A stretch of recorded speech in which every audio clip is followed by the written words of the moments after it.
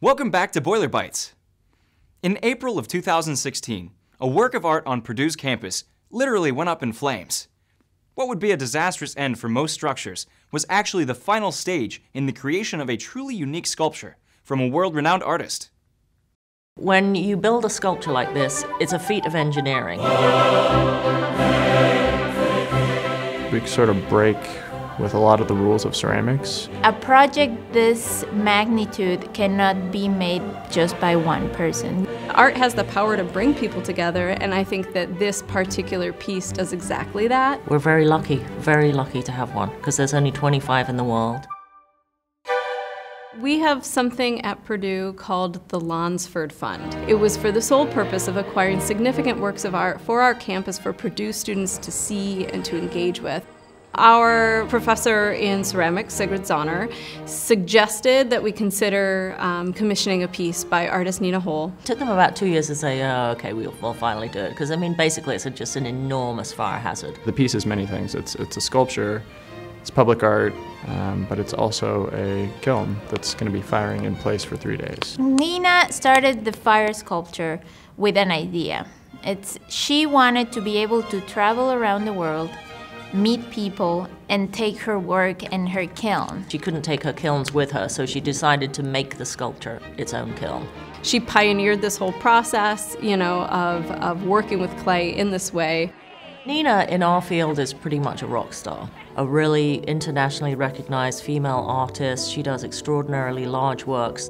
She just embodied all those things that I think we all want to be as artists. She had no fear about what she wanted to do and who she wanted to be. We knew she was sick. We asked her if she would do it anyway, and she said absolutely. She died in February, and so 2 months later her assistants came and built her design. This was the last one she designed. And actually, the wonderful thing about this design is it's based on a church near her house where she's also buried, which is just so wonderful for those of us who know her, because I feel like she's sort of given us a piece of herself and a piece of her final resting place. With any project like this, there's a huge amount of legwork before we even get on the ground. We always establish the opening dates. And then we work backwards from there. I think we had 18 building days total. We begin to build with bricks and sort of build that brick foundation that serves kind of as a main part of the kiln for the piece. That's where we put the wood in, that's where we put the fuel in. And the rest of the structure is clay. And so we ordered 6,000 pounds, 3 tons of clay. And yeah, we used all but 100 pounds. We'll put the clay through a machine called a slab roller. We cut a template, it's kind of a specific shape that we need, and we bend those into J-shaped slab. That's important because we need a double-walled construction. That short end becomes our window, so you see those on the outside of the sculpture, kind of those little openings. That pattern is mirrored on the inside of the sculpture. So that heat goes in and out, so that allows the drying to happen very rapidly. If that was a solid sculpture, we would be firing it this time next year, because that's how long it would take to dry. One nice thing about this process is that it's very teachable. When it's going together, it's the most basic ceramic techniques. You're just scratching clay and sticking it together. We had this great group of volunteers who sort of cycled in and out through the days. I mean, I just like the feeling of the things I can do with the clay. It's a good experience and I like it. She's left one small footprint of herself there. That's part of the beauty of including the students. It's a community project, and that's when you see this is Purdue's finest. So at the end of the project, we were pulling some very, very long days. We were delayed by weather. At one point we had 55-mile-an-hour winds. The tent blew away. Transitioning to a larger tent and then figuring out heat in that larger tent as it was like 25 degrees. So April, we had 55-mile-an-hour winds, snow. That was the worst part.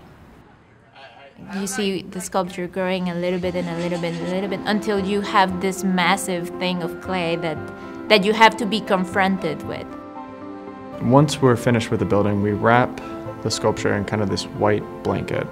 It's an insulating blanket sort of developed and used specifically to keep heat in. So once the piece is wrapped, we fire it for 3 days with wood.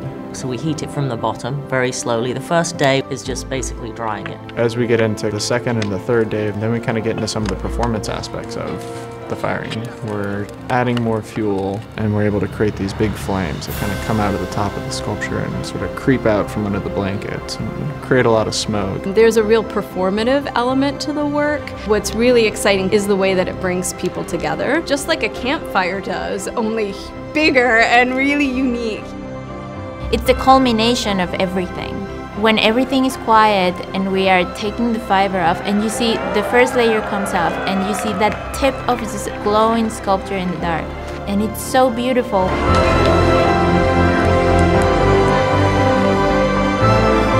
Have it standing in the night sky, sort of still glowing yellow, orange hot, and kind of complete the performance. That to me is like, okay, we did it. That's it, this is the end. I just think it's important for everyone to remember that although we're the hands that are here building this and we're the feet that are on the ground right now, this entire project and this entire process is about Nina. This final firing really feels like an honor, you know, and a way for us to celebrate her legacy and her life. And for us at Purdue to have her final piece is a great honor, and we're really privileged.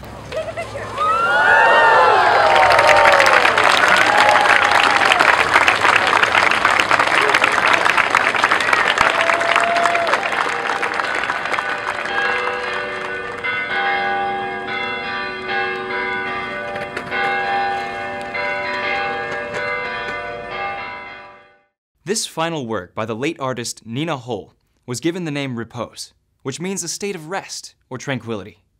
Repose is located just outside the Yue-Kong Hall of Visual and Performing Arts on Purdue's West Lafayette campus. That wraps up another Boiler Bytes. Check us out online at boilerbytes.com. We'll see you next time.